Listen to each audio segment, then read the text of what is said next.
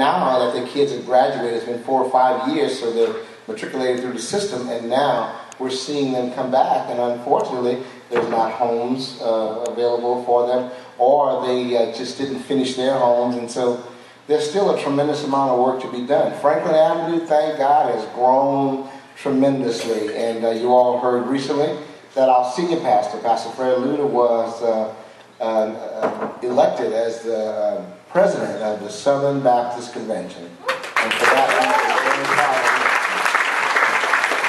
But Franklin Avenue is growing. We have a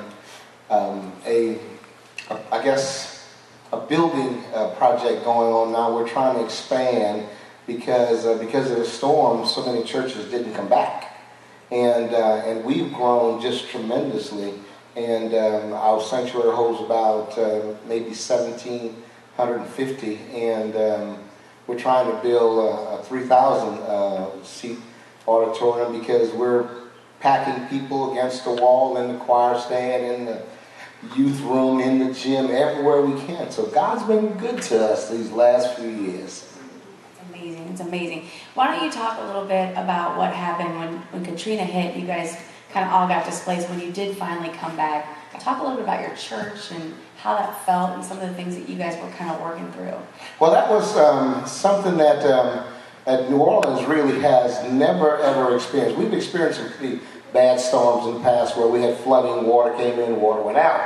And so we just cleaned up and kept going. But Katrina was totally devastating, where the water came in and didn't go out and made us evacuate the whole city rather. So if you can imagine having a city that had no public resources, no police, no fire. Can you imagine that? No city hall, nothing. And so when we got back into the city, there was no lights. There was a curfew. We had to be back wherever we were before dark because the police who was here and the military, wouldn't let us go out. When we went to the church, that was the most devastating thing that we could imagine, because when we got there, first of all, it looked like a battleground. There was cars all over, up against the wall, turned over on a neutral ground. Y'all know what that is? That's the area in between two streets on both sides. We call it neutral ground. Neutral ground. And there was just cars all over. But when we got to the church and opened the doors, it was like about 8 inches of gook that was just all over the floors. It was black mold. And Pastor and I, as we walked in, it was up to our ankles. And it was so bad until I didn't know that mold could be so toxic that it was burning our eyes. We had to keep coming. We must have been crazy, dude. When I think about that, we kept going in and out, trying to catch our breath to go back in to see. And we've got a number of pictures of how bad. And so for 2 years, literally, we tried to work on the church. So we were out. But God did a marvelous thing. Because, the Bible says all things work together for good, right? For those who love the Lord. And so what it did, it made really Franklin Avenue stretch out, because I went to Houston, Pastor went to Georgia, I think, and we kind of scattered all over. And while I was in Houston, we finally found each other because cell phones and everything was out. I asked him, could I gather the people who were in Houston if I could find them? And so y'all got to understand that in 2005, that was my first year in full-time ministry. My first year. Yeah, and that happened my first year.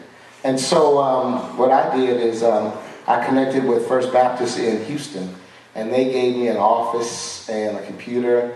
And but prior to that, my office was Starbucks, because Starbucks had Wi-Fi. And so we found about 600 members in Houston. And we formed our first satellite church, I guess, in Houston, and tried to meet the needs of the people who were there. And Pastor and I, he would come in every 2 weeks. And so guess who had to preach for the first time every Sunday?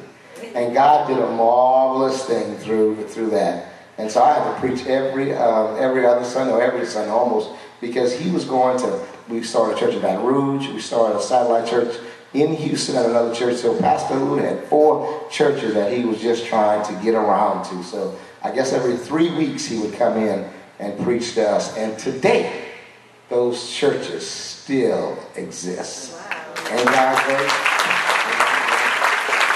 And that brings us to